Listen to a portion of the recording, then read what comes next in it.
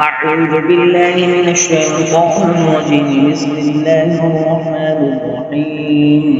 اللهم صل على سيدنا ومولانا محمد صاحب التاج والمعراج والبراق والعلم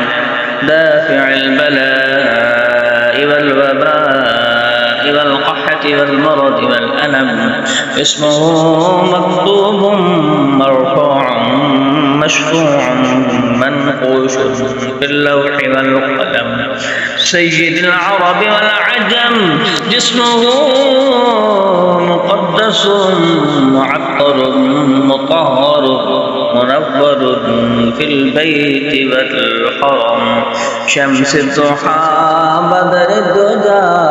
صدر العلا نور الهدى كهف الورى مصباح الظلم جميل الشيم شفيع الأمم صاحب الجود والكرم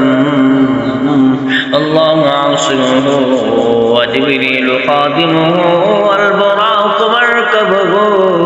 والمحراد سفره فصدرة المنتهى مقامه وقاب قوسين مطلوبه والمطلوب مقصوده والمقصود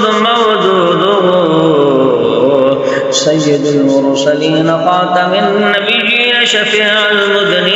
المذنبين أنيس الغريبين رحمة للعالمين راحة العاشقين مراد المشتاقين شمس العارفين سراج السالكين مصباح المقربين محب الفقراء والغرباء والمساكين سيد الثقلين نبي الحرمين إمام القبلتين وسيلتنا في الدارين صاحب قاب قوسين محبوب رب المشرقين ورب المغربين جد الحسن